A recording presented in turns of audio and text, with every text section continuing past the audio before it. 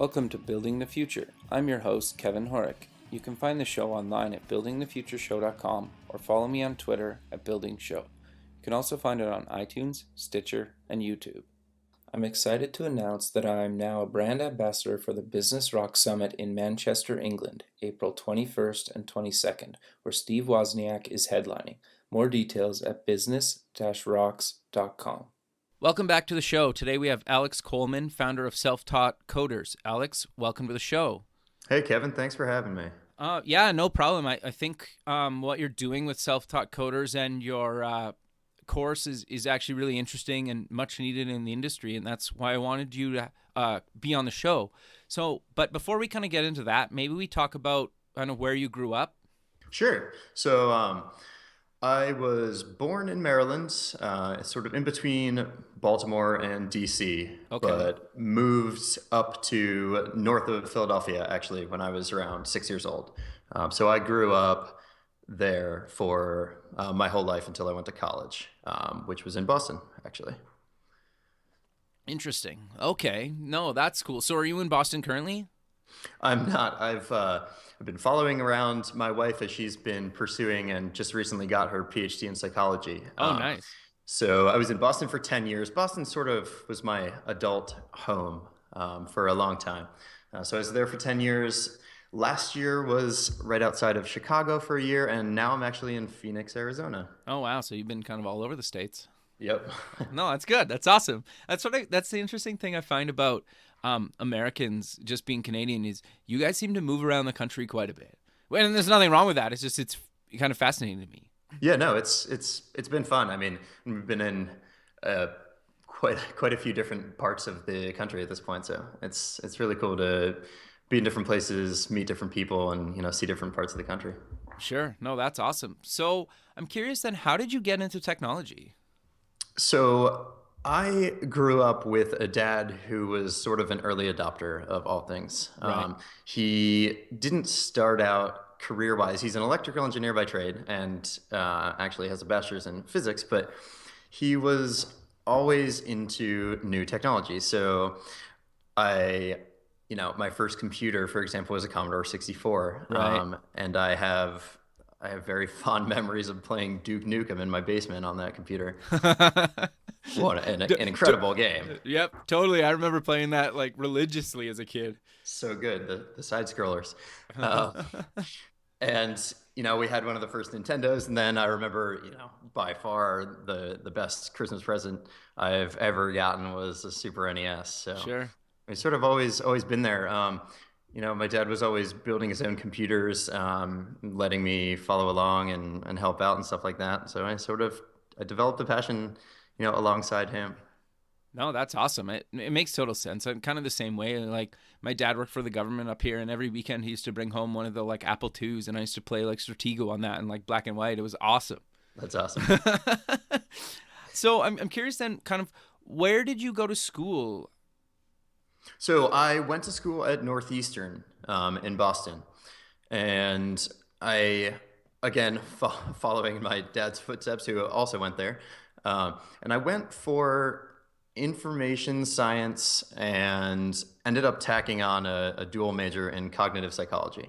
Okay. So I did a handful of programming classes, but also did a bunch of sort of IT stuff, and actually I ended up getting sort of bored with some of the technology classes to the point where that's when I decided I would pursue. I had taken a couple psychology classes as electives, and I was like, yeah, this is really interesting stuff. And you can see sort of connections. The best way I can describe the intersection of technology and psychology is artificial intelligence is a good sort of intersection there. Sure. So I ended up dual majoring in information science and psychology at Northeastern. Okay, so kind of after school, then what did you end up doing once you graduated? So I guess to go back for a second, Northeastern runs what they call a co-op program, which is basically after our first year, after freshman year, we worked 6 months and then went to classes for 6 months. Oh, which was okay. Absolutely fantastic, actually. And when I graduated from college, there was a downturn in the job market, but most of the people I graduated didn't have much trouble because at that point, I didn't have much trouble finding jobs because, we had years of job experience at that point, Sure. No, that's awesome. I don't which think a was lot of great. post-secondary education institutions do that. Yeah, and a lot of the people that I talk to, I have relatives now who are younger than me going to college, and I'll ask for advice. And my biggest piece of advice is always, if it's not built into your school, make sure you do internships Sure. because experience is sort of paramount. Yeah, especially kind of in the tech space and, the web space right now is there's a lot of guys that never go to school that are awesome, right? And they just kind of Absolutely. self-taught themselves or, they just started right out of high school and kind of went right into programming or being a designer or something like that. So, you know, it's interesting how kind of people's backstory and how they got started. And I think for sure being an intern places is definitely very good start and a good thing to have on the resume. Absolutely. And that actually, so that'll lead nicely into this. The next thing that I wanted to mention was that while I took a handful of programming classes while I was in school, I wasn't really drawn to them. For whatever reason, they really weren't my favorite. And with that said, we didn't do too much web development, which Okay. is what I'm in now and what I'm certainly most invested So in. what languages were they teaching you then? We were doing um, things like Scheme. We were doing a lot of Java. Oh, okay. I could see why, like, if you're not, I could see why you potentially didn't like a language like Java. Right. I mean, it wasn't unhelpful by any means. And again, I wasn't a computer science major where Right. Fair. they would have done much more. But yeah. So I mean, I wasn't drawn to programming. My internships actually were in more IT positions, which I also wasn't particularly thrilled with. But it just so happened that right when I graduated, one of the professors that I had taken a class with said, hey, well, I know you're a good student, and you're obviously, tech savvy. I have a friend, an adult friend of hers, of my professors, who wants to get a startup off the ground. Are you interested in meeting him and checking it out and chatting and seeing what it's all about? I said, sure. I hadn't lined up a full-time job at that point, coming out of school, and I figured it's generally never hurts to meet with someone and chat about stuff. So Yeah, totally. It can't be bad, right?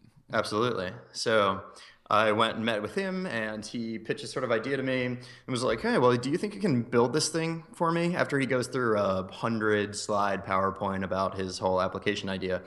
And I said, sure, why not? Thinking to myself, what's the worst that can happen? That's awesome. I'll learn some stuff. If I bomb it, so be it. If not, this could be interesting. So I went home from that meeting knowing next to nothing about web development and proceeded for the next week or so to work nonstop, learning as much as I possibly could, teaching myself everything I could to build an initial, very small, one-page sort of minor prototype of one of the screens in his application. And after that week, I went back to him and said, hey, this is what I got. And he said, all right, sounds good. Let's get to work. That's And awesome. that turned into 2.5 years of building a startup and of my journey as a self-taught web developer. No, that's awesome. So, how did you kind of start self-taught coders then? Was that right after that project, or was there some other project kind of in between? So after that, I worked for him building that startup for 2.5 years or so. Okay. And then we eventually parted ways just based on differences in how we saw things going with the company. Sure, it happens. It was a very intense sort of stint. And I decided at that point I learned a boatload though. Working very intense hours for 2.5 years, teaching myself everything I possibly could, leading the tech for this entire company. So that was fantastic. But I wanted a break. So what I did was took a job at a smaller company leading their web operations, Right. which was Okay. cool because, at that point I had the expertise to do that. So that always sort of knowing that I would want to strike back out on my own. So I did that for sort of caught my breath for a year, did that and eventually started moonlighting and taking on freelance gigs, doing freelance consulting web development. Okay. And very quickly realized that I could turn that into a full-time operation.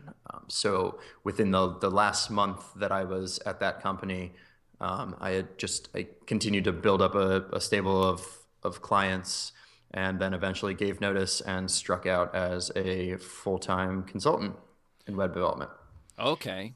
So then what made you start Self-Taught Coders? Was it while you were still freelancing, or did you kind of stop freelancing and moonlighting and started that, or kind of tell me kind of the starting of that?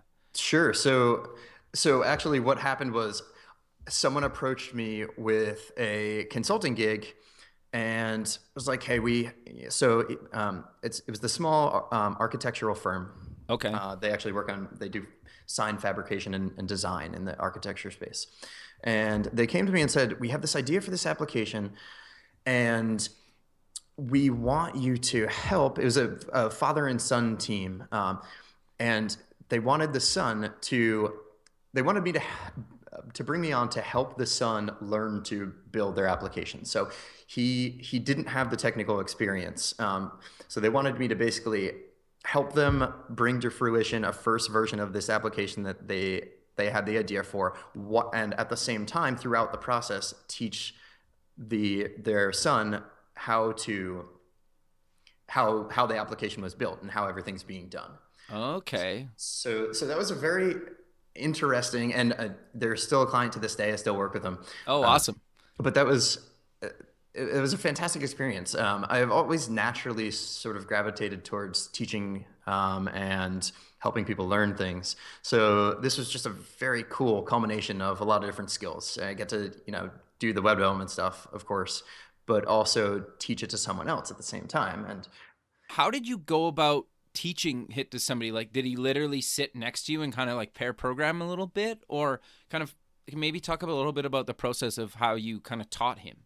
sure. No, so it was actually all remote, or most of it was remote. I'm sorry. Okay.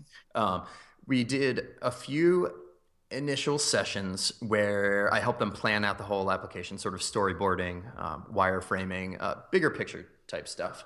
Okay. And then I drew out or wrote out a pretty extensive, it ended up being, sort of lesson plan for him, starting with walking him through setting up a development environment, moving on to creating the initial application, and then pretty much putting together what was quickly amounting to a book or a course on how to build an application. Interesting. Okay. So you kind of fell into it a little bit, I I, guess. I did. It almost just happened on its own. As I'm doing that, I'm like, well, why don't I just expand this a little further, and I can write a book.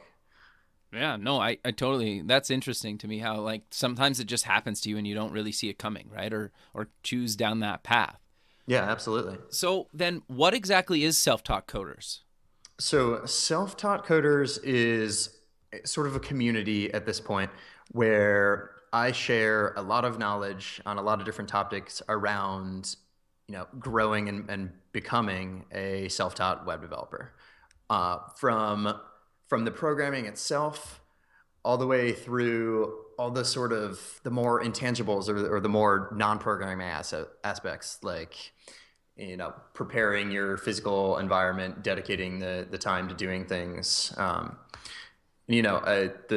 again the programming itself, but also things like recently, for example, I wrote an article on how you can look at someone else's code and go through it and gain an understanding for it.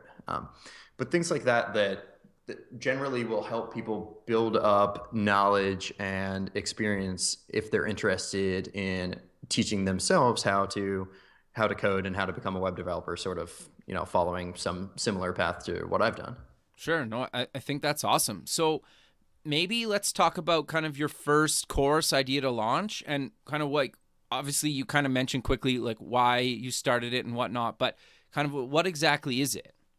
Sure. So from idea to launch, actually, born out of that consulting gig, I ended up writing a book, and that was a book that that walks someone through building a complete application in a framework, a PHP framework that's actually a little outdated now, called Code Igniter. Right. So Yep. this new course is called From Idea to Launch, and it's based on the most modern PHP framework called Laravel, and it's geared towards guiding someone towards helping someone become a self-taught web developer and learning by doing. So what I do is throughout the course, I start with helping someone, first of all, come up with an idea for their own application. Right. Which is And super important. it is super important, and it seems like one of these super trivial things. Yep. Actually, a lot of things in programming people take for granted. So I guess that's sort of paramount to everything I do. I try not to take anything for granted because there are a lot of moving parts to learning how to do this stuff. Sure. Um, so yeah, I put together a framework to help people generate ideas for their own application, and then narrow down those ideas and ultimately pick one, and then run it through this quiz essentially that I made up to make sure that it'll work. It's viable. It'll work well as a web application. Right. Um, No. so the course, again, it's around teaching someone to build an entire application, but it's around building your own application, something that's based on your own idea that you actually care about. Because one of the things that I found is you're way more likely to stick with something and learn it well if you're working on something that you actually care about. Sure. No, I think that's actually really good because I've sat in just courses over the years, or even when I was going to school, where a lot of people, especially if you take like a night course on something, is you're right. They have like something that they're trying to build, and they're taking a PHP class or whatever language it is, because they're like, well, I have this product and I need these features and I don't know where to go. And they take these classes. So I think what you're doing with Idea to Launch is much needed. And that's really why I wanted to have you on the show, because I think not really a lot of people, if anybody, is covering kind of from idea to product in a course. And I think it's awesome what you're doing. Thank you. Yeah, and I mean, there are other options, like the code academies of the world, for example. They have their place, but I find that so many people will go log on to one of the bigger sites like that, complete a few lessons, and have this quote unquote knowledge that they then don't know what to do with it. They don't know how to move forward, what the next steps are. Sure. And I think part of the problem too is, like, I'm a designer and I've tried to learn programming and I understand it at a very, like, a basic level. But my problem is I don't program every day. So I lose it. I forget about it. Like, I've probably tried to learn PHP dozens of times, and it's just like, I learn and I build something small, and then I don't touch it for a year. And then I try to go back at it and I'm like, what did I do? What is this happening? Like, so it totally makes a lot of sense that if you have a project that makes sense and you're passionate about, you'll keep at it, you'll learn more, and there's so many good resources online and people willing to help as well. So you can, keep learning and going while you're building your product. Absolutely. And so the other part of the course, so it's a completely online course. It's Okay. video based. There's a whole custom interface that I built based on a lot of things that I've learned in terms of teaching people how to learn to program. But in addition to that, I also run a community Right. with everyone else who's a part of the course. Okay. Which is, go ahead. No, I was just going to say, just kind of elaborate on what exactly the community does and who's it for. Yeah, absolutely. So it's for all the people who are part of the course. Okay. Because one of the biggest things, the other biggest things I found is that when you need help when you're learning to do something this big. It doesn't matter how naturally talented you are or what you're trying to learn. If you're trying to learn a skill that's as big as web development, for example, Sure. you need assistance. You need that community backing. So the idea behind the community is that everyone who's a part of the course is also a part of this community, and it's run on Slack right now. Okay. Yeah. And I'm For those who don't know what Slack is, it's a chat application that you can either kind of message a group of people, you can create smaller groups, or you can direct message people. yeah, it's sort of today's age chat room. Yeah, I guess. exactly. No, that's totally fair. Or like a better IRC. Yeah, exactly. Yeah. So So everyone who's a part of the course is also a part of the community. I'm always in the community. There are always people there, sharing ideas, talking with each other, getting support, getting help. And I run different groups and different monthly events right now as well. And I'm actually working on sort of the version 2, if you will, of this course. I originally launched it about 4 months ago or so. So I've been refining and working on some more things. We're going to introduce mastermind groups, I think, soon, Okay.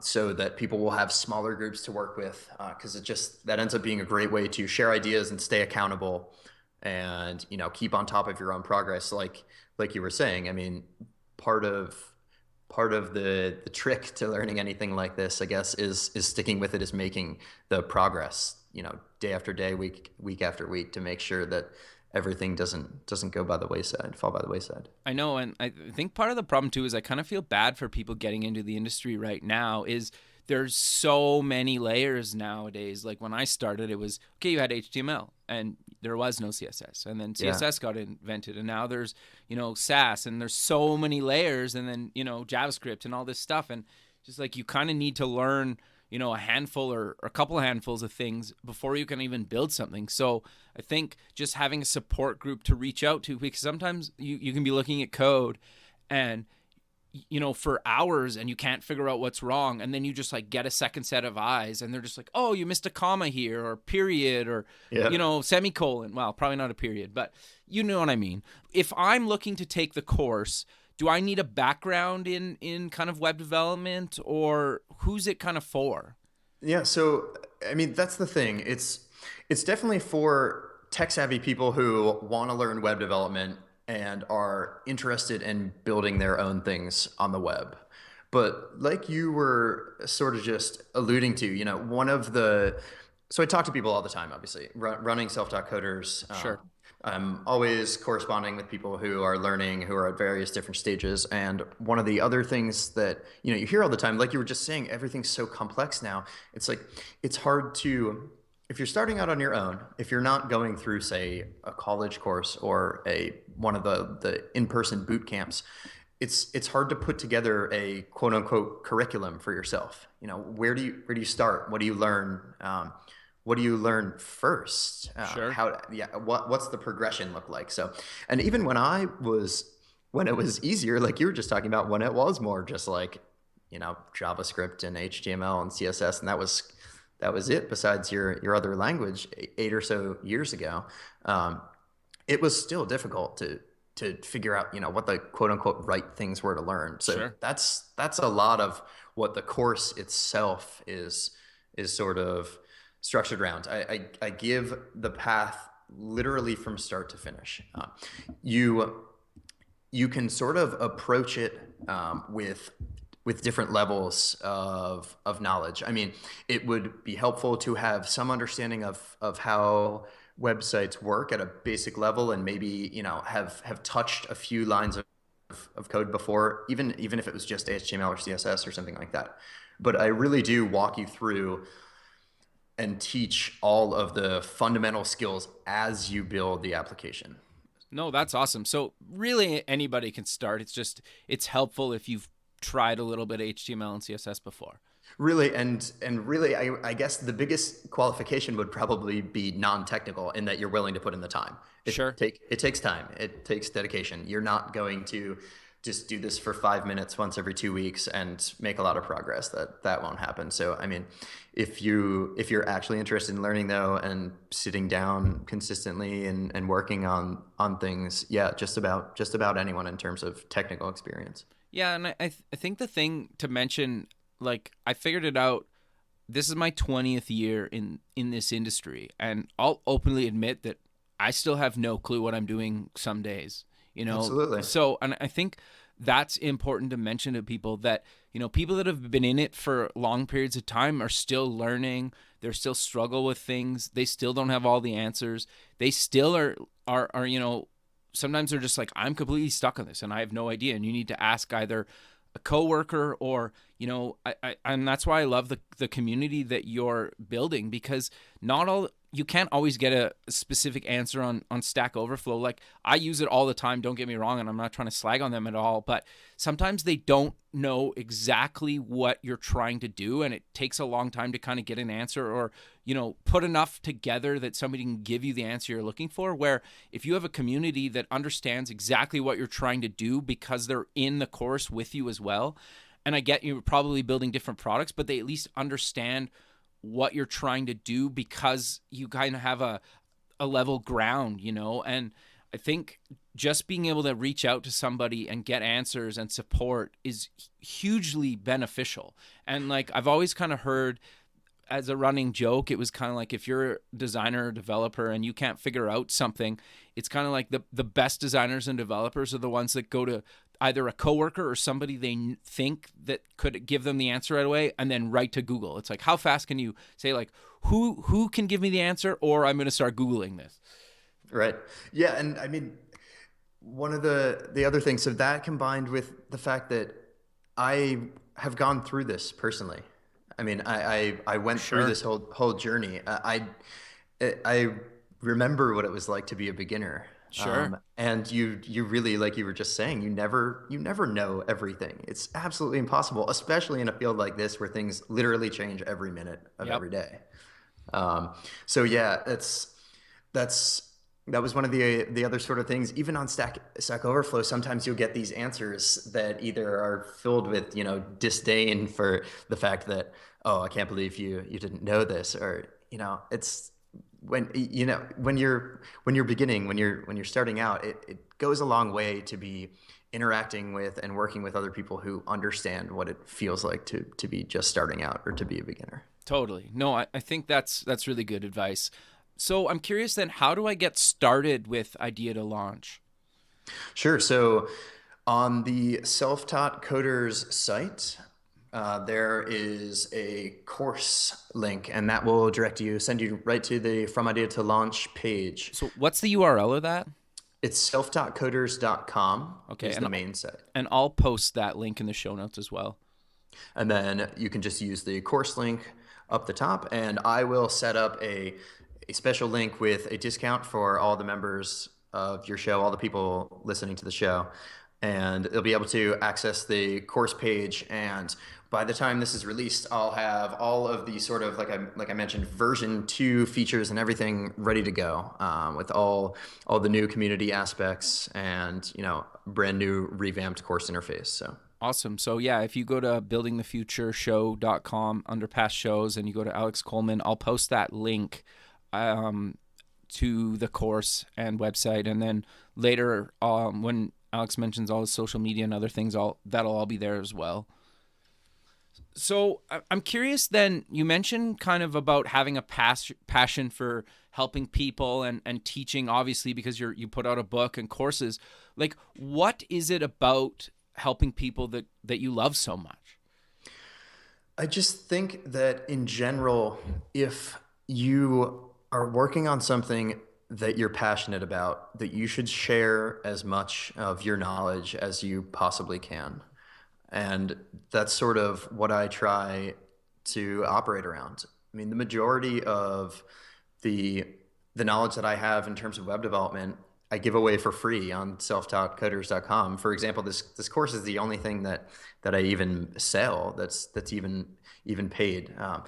And I just think that in today's day and age, there's so much information available, but there seems to be this sort of gap in helping people put the information that's available to use. Agreed. So you can go on the internet and find just about anything.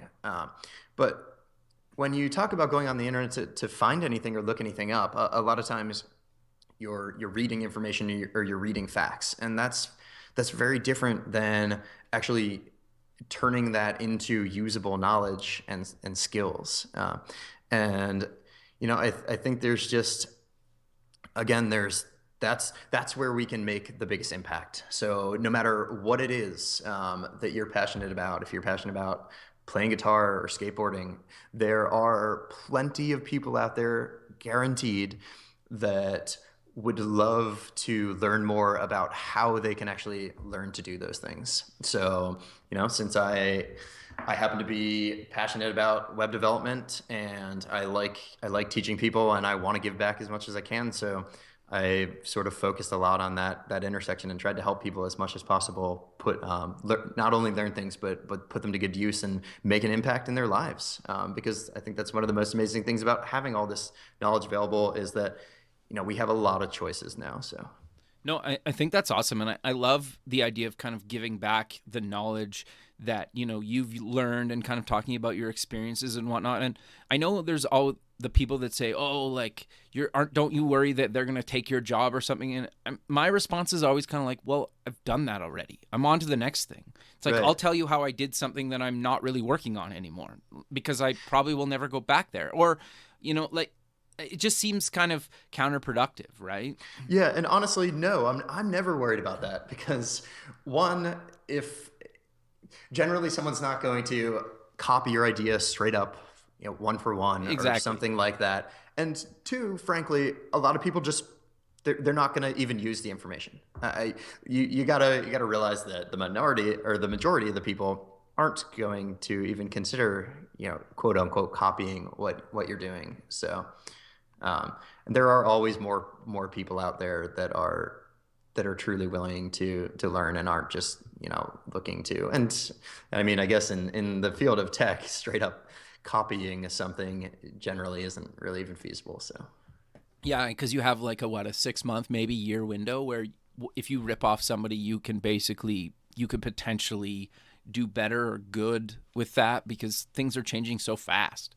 yeah, and I mean, and ideas change just as quickly. So honestly, I pretty much all for always sharing everything because almost 100% of the time, if not 100% of the time, it turns into a good conversation. It doesn't turn into someone trying to rip off your idea. So. No, totally. That makes sense. And I think part of it too is you're just inspiring other people to follow what they want to do, right? Majority of the time, like you said, is they don't even really care to copy what you're doing. They just want to get information about how to do their own idea.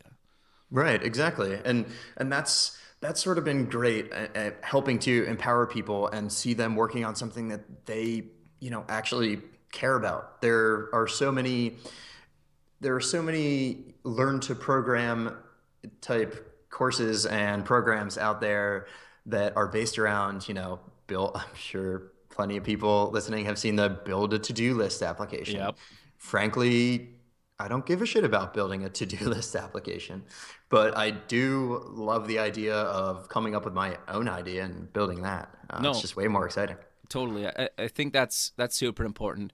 So I'm curious then, what have you learned from helping other people? That everyone learns in different ways, but that there are certain things that are equally helpful for almost everyone. And a few of those, I guess, that come to mind are to not make assumptions, like we were sort of talking about before. Don't assume that people know certain things, because one, it's really unnecessary, and two, it just leads to not as good of an experience. If someone really knows something, generally in this day and age, it's pretty easy to skip over, that section of whatever you're telling them. Sure. And then I guess the other big piece is sort of what we've talked a lot about already, is that having a community behind you to rely on, to go for advice, to provide advice, someone to sort of, or a group to grow with as you're learning something this big is extremely motivating. It's extremely helpful. It's extremely comforting, honestly, to know that you have people to turn to. And go ahead. No, I was just going to say, I think the other thing too is having a community, at least for me, always is kind of like if I feel like I'm kind of accountable to somebody or something, even if like I'm working on my own startup and you're working on a startup, and it doesn't, like, if your going live date and my going live date doesn't have anything to do with each other because we're working on two separate products, But if I can tell you, I can say, Alex, look, in 30 days, I'm launching this new feature, and I kind of tell that to you and other people, I feel like I need to kind of deliver on that, Yeah, right? it's sort of social responsibility at that point. You put yourself out there. Yeah, and I think that's super important. And part of the thing that I like about doing the radio show so much is I'm accountable to, the radio station and the listener on a weekly basis to come up with a new episode. And if I didn't have that, I don't know if I would never get these episodes out, because it was just like, oh, I'll do that later, but later never comes.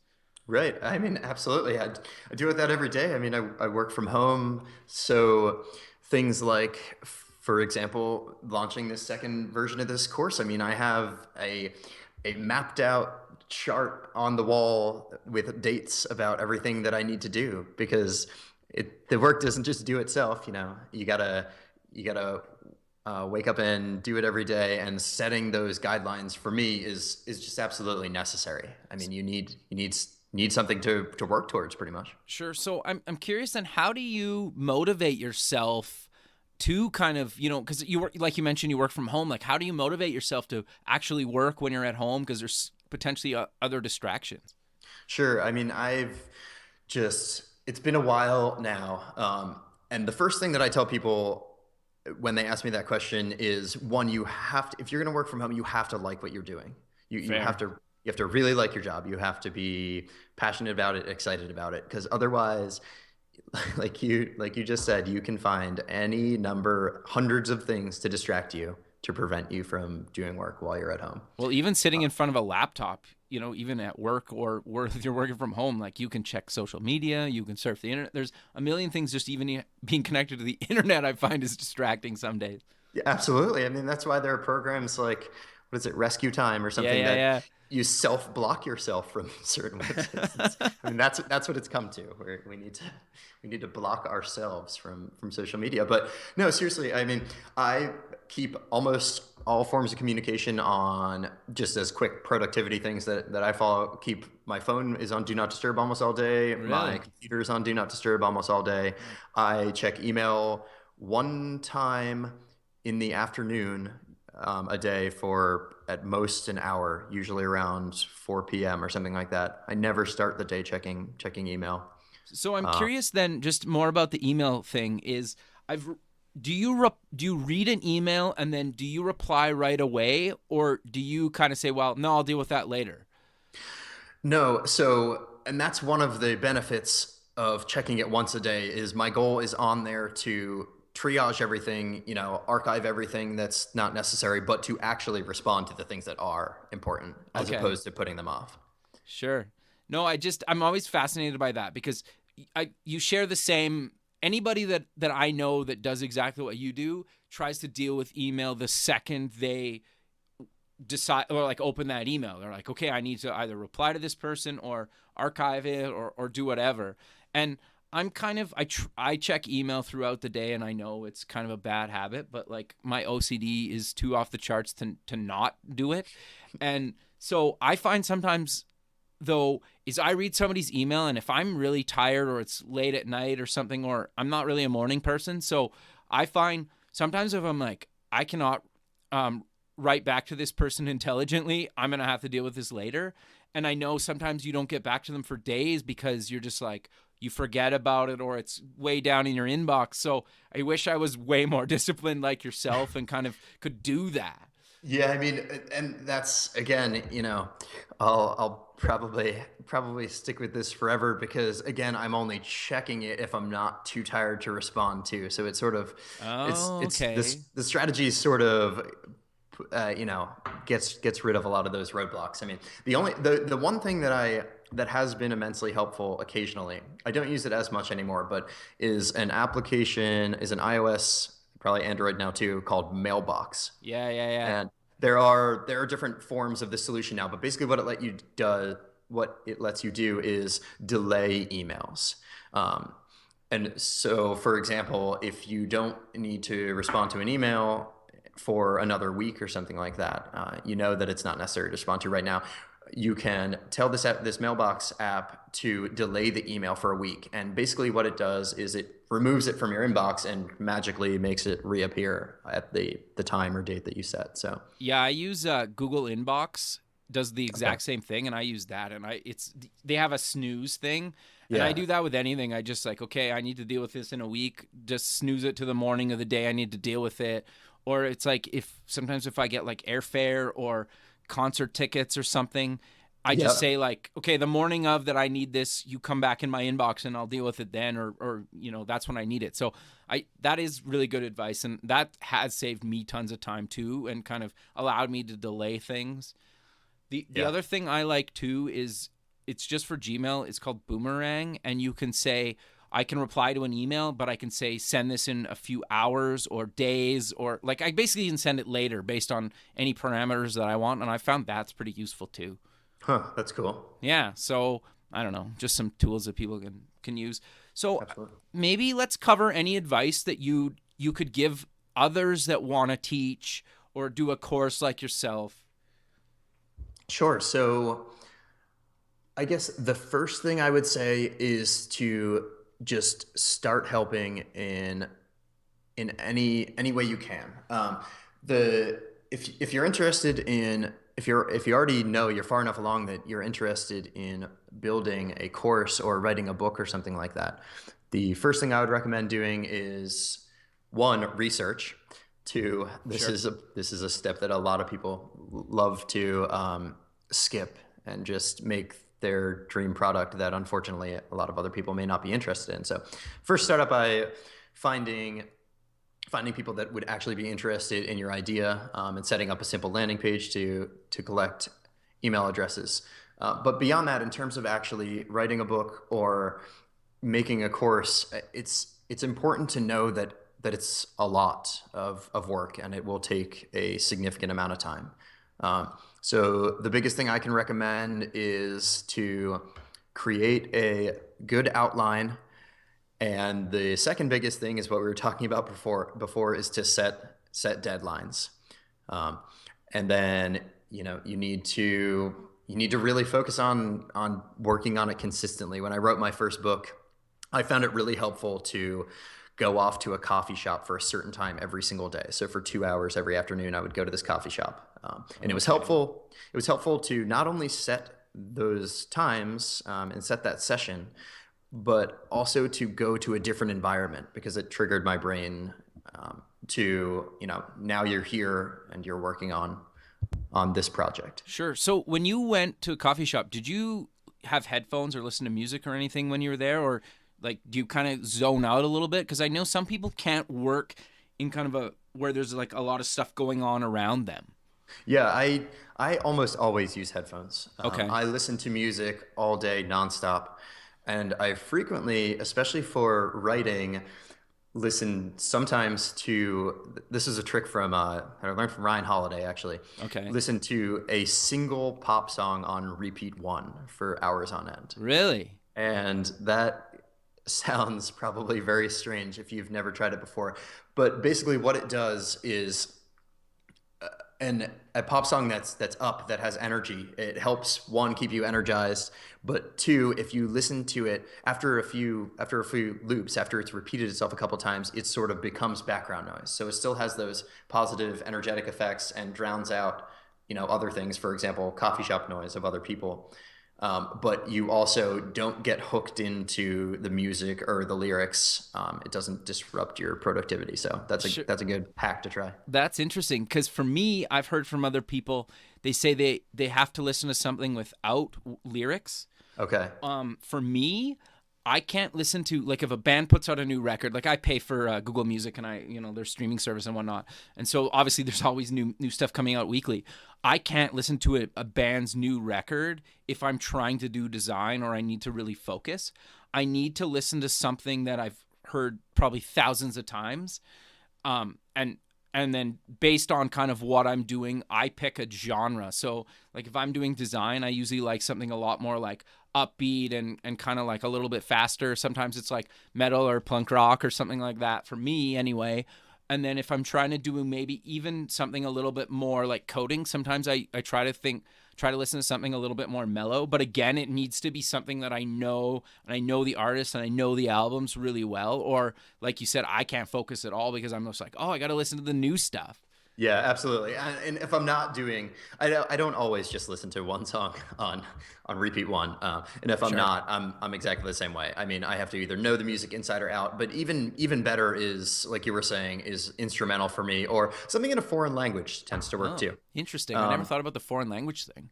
Yeah, if you can't connect with a great one is Federico Abuele. Try that Okay. out sometime. Oh, It's all in Spanish. So if you don't know Spanish, then you can't, your brain doesn't click in with the lyrics. sure. No, I think that's really great advice. I think I always like to know how other people work. I don't know why it's fascinating to me, but it's just, I don't know. I guess maybe I'm trying to improve my own process. Maybe that's why it's selfish Absolutely. reason. Yeah, no, I'm always doing the same. I think it's really, really interesting to hear how other people do things and hear about other people's work habits and stuff. Sure. Well, Alex, sadly, we're out of time. So maybe kind of just in closing the show, let's again mention where people can find, your sites and your course online. And then maybe if you want to promote any other social media links where people can find you online as well. Sure. So Self-Taught Coders is at selftaughtcoders, all one word.com. And you can access From Idea to Launch, the online course that we've been talking about, from selftaughtcoders.com. You can click the course item in the main menu. And then other than that, you can just follow me on Twitter. My Twitter is Alex P. Coleman. Coleman, Coleman. Perfect. Well, and I'll post those in the show notes so people can just link directly to you from the website as well. Perfect. But again, Alex, thanks very much for taking the time out of your day to do this. It was awesome, and I really appreciate you kind of talking openly about everything, really, and kind of sharing your story and giving people advice. And yeah, I look forward to keeping in touch with you, and we'll talk soon. Absolutely. Thanks so much, Kevin. Perfect. Thank you. All right. Take care. Okay, bye. Bye. Thanks for listening. You can visit past shows at buildingthefutureshow.com. If you're going to the Startup Expo on February 16th and 17th in Fort Lauderdale, Florida, and want to record an episode, please contact me. The music for the show is by Electric Mantra. Check them out at electricmantra.com. Until next time, keep building the future.